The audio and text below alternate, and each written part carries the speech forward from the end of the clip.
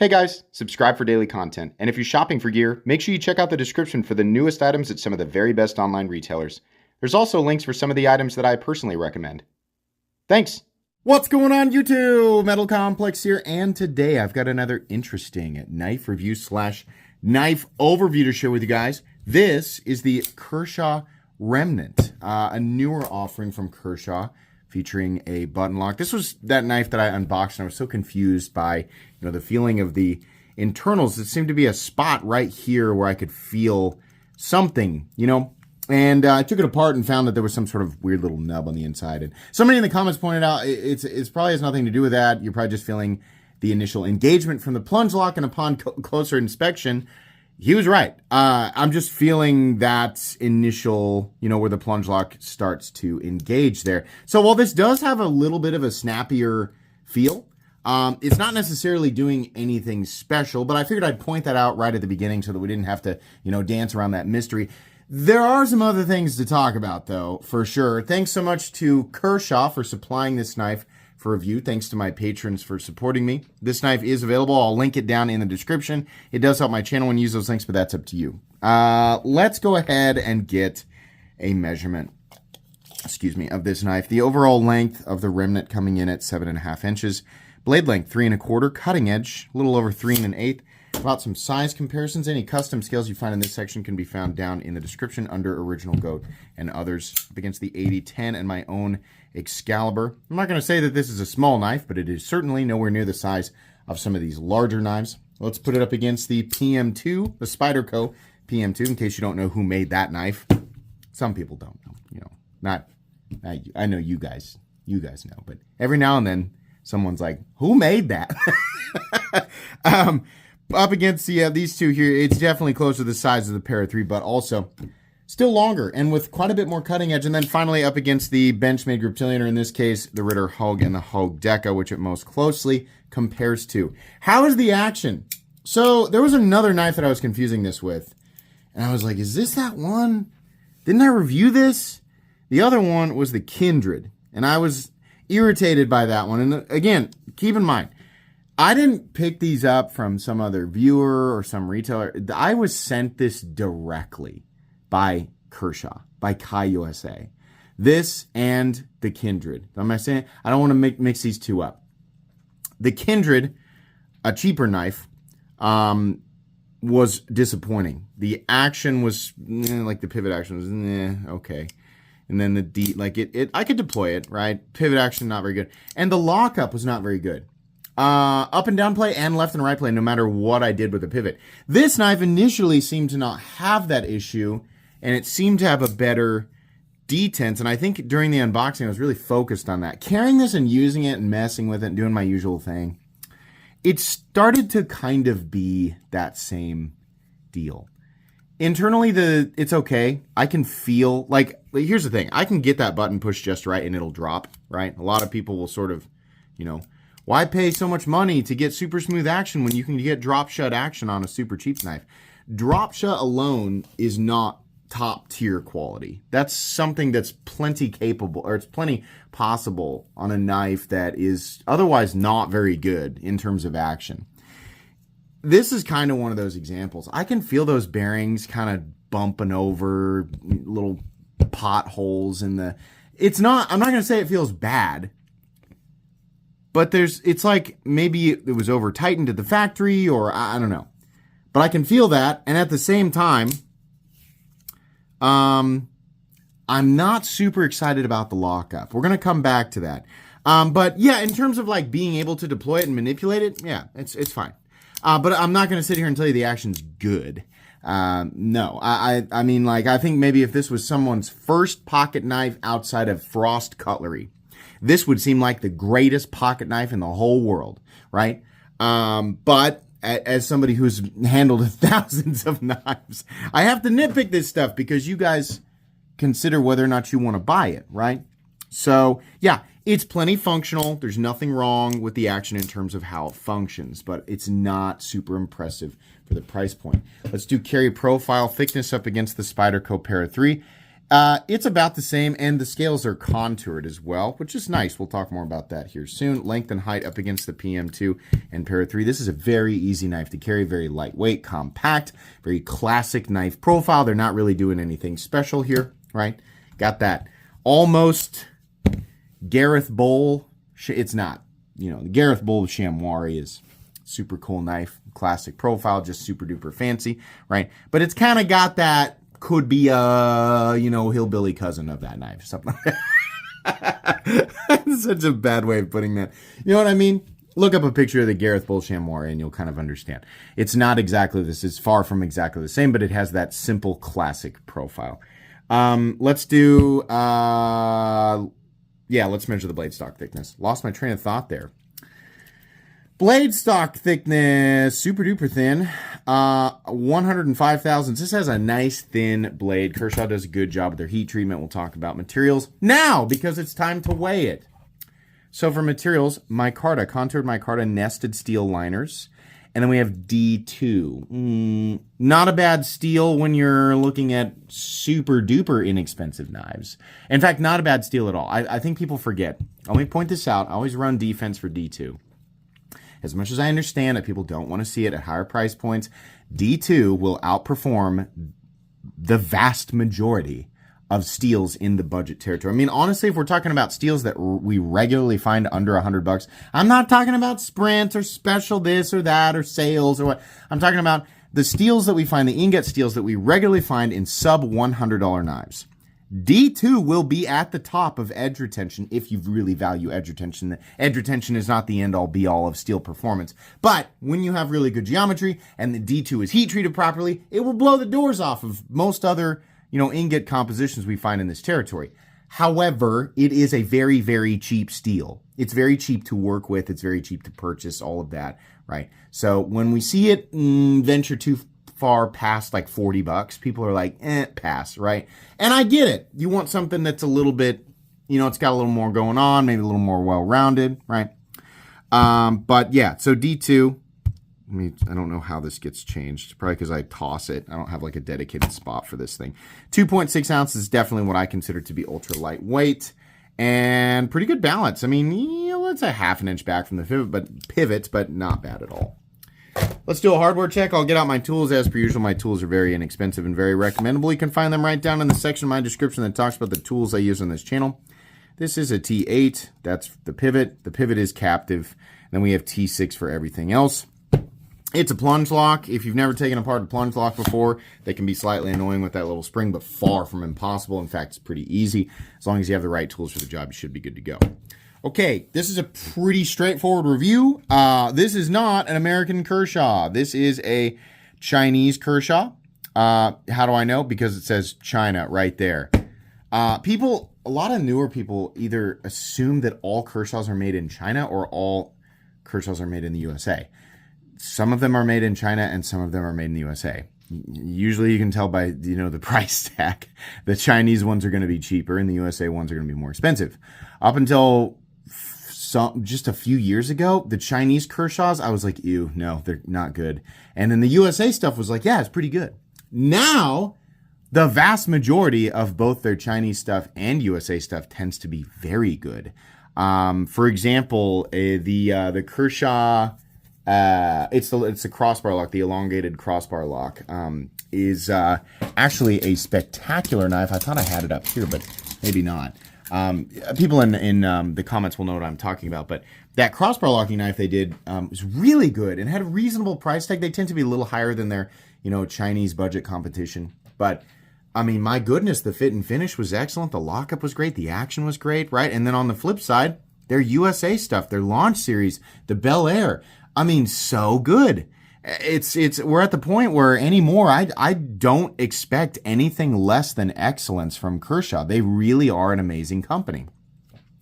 Their Chinese stuff nowadays, it's like I said, it's less expensive than their USA stuff, but it still tends to be more expensive than their competition. But the fit and finish tends to be at the same point. This is a Chinese Kershaw. Fit and finish, other than some elements we'll talk about here, is pretty good. This has nothing to do with fit and finish, but your ergonomic lines are very comfortable. That's thanks largely due to just a ridiculously classic profile. Nice chamfered edges. We have a filler tab over here that allows you to swap the pocket clip over to the left side so lefties can enjoy it almost the same way. You'll be using your index finger for the button. Be careful when you are choking up on this knife because the pad of your finger can depress the button and you could accidentally disengage it. Right-handed people, that's not something you'll have to worry about. Nice jimping up here. The blade, boring, D2, I get it. Very, very classic drop point blade that is fully flat ground, very thin at the edge. It's a really nice performing blade. This isn't that difficult of a thing to achieve. If you like this blade shape and this profile, let me introduce you to about 800 knives in today's market that are doing the same thing. So it's not really like a special mysterious thing to get a knife with good cutting geometry. Like it's all over the place, right? But this knife does have it. Absolutely. It's not not that you should be prying or screwing with pocket knives in general. You can't really stop people from doing that or, because their Uncle Larry taught them that. What are you going to do? If you're an adult and that's how you use a pocket knife, you're probably going to keep using a pocket knife that way because that's how you've, been using it. And when you're in your late 30s or your late 40s or whatever, and someone tells you you've been using a pocket knife wrong your entire life, you probably don't like hearing that. So people are still going to do that regardless. This knife in particular, having an incredibly thin tip, is even less of a recommendation to use as anything else outside of a pocket knife. However, if you use this knife as intended, it will perform extremely well because it's very thin at the tip, so poking things that are not as hard as the blade, very good. Slicing things that are not as hard as the blade, also very, very good. There's nothing in the cutting path that operates really, really nicely. It says Kershaw on one side. We have a nice tumbled finish. And you have the model number there, China, and of course the in-house logo, which is either a meteor hitting a planet or some sort of spacecraft. I'm not really sure, but that's what that means. Fit and finish as far as the blade goes, very even cutting bevel. I'll let you guys take a look at the plunge grind there. It's going to affect some people more than others. We have the pocket clip, by the way, in and out of the pocket is really, really good. And the pocket clip itself, I think, is very well designed. It's about the 50% line, maybe a little bit over. Deep carry, recessed screws, nice bill. In and out of the pocket, super duper easy. Got a couple of kind of orangey gold standoffs back here. It's kind of nice, right? Nothing incredibly special. I do appreciate the nested liners. Your lockup. Initially, I thought, oh, this one's solid. It's good. So I went to adjust it. And that's, by the way, left and right, yeah. Up and down, yeah. So I went to adjust it. I can get it tight, left and right. I cannot get rid of the up and down play. Cannot. If I tighten it to the point where I have no left and right play, it doesn't fall. This is, even now, like I still have to kind of, give it a little encouragement. But this is as solid as I can get it, and it's still a little bit. So, that begs the question, this is a plunge lock.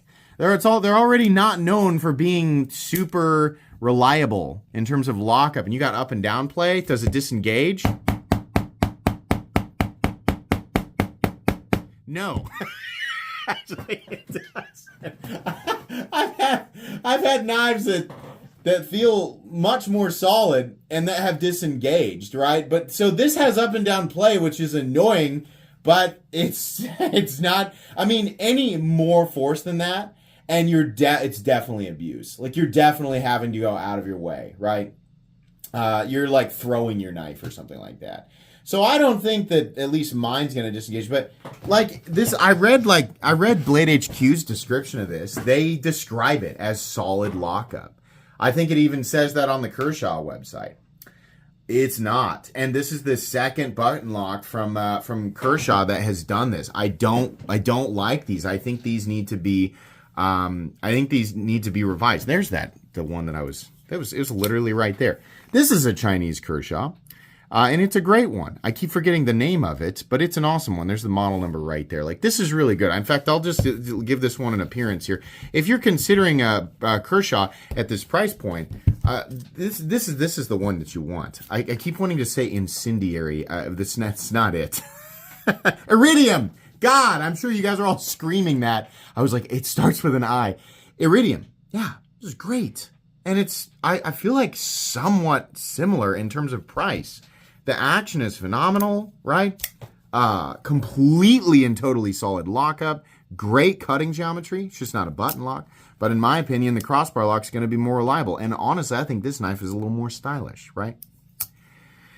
This knife just kind of has loosey-goosey kind of, it's everything functionally is fine. It just doesn't feel great. Now, if this knife was 20 to 30 bucks, I could probably let some of that slide, right? But speaking of $20 to $30 knives, there's different ones that I recommend. I mean, for 30 bucks, QSP Penguin. It's a liner lock. We're looking at the exact same materials and everything works. There's no lockup issues, right? I mean, seriously. Made in China, made in China. Micarta. This one's contoured fair. D2. $80. $32. Yeah, it doesn't make any sense. So what knives is this meant to compete with? The best knives that are similar in price to this, like far and away. Vosteed Raccoon, Vosteed Porcupine, Civivi Vision FG. You guys have heard me preach about these knives. These are the top, best, dollar for dollar pocket knives in existence, if you don't mind buying products from China. 14C28N, Micarta, button-operated compression lock, which new people is much different than a plunge lock, or this is not even the knife that we're talking about. the knife that we're talking about got put back into the into the pile of budget knives. This is just a plunge lock, right? You can see right here. It's just a plunge lock. This is a button-operated compression lock. You can actually see the liner kind of moving there. And that's not a liner lock. It's just a basic liner lock. It is actually, there's a tab locking up behind, or the steel locks up behind the lock face instead of underneath it, making the lock much, much better. This is a super lock designed by Snex. Locks up completely different, right? This guy, 78 bucks at base. Vosteed Raccoon, $69. Vosteed Porcupine, $69. Giggity. Those are superior in every way. Similar size, right? They want 80 bucks for this. It's centered. We forgot to look at that. Like it's centered. It's got the detent lash, right? But that's mainly because it's a plunge lock.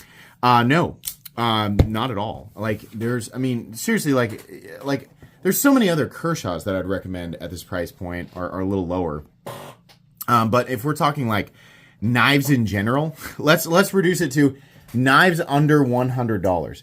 I'm dead serious. I might have 300 uploads on this channel of knives that I would recommend that cost less than $100 before I recommend this thing. This is not a terrible knife. It's just like, why did you release it? Who's banging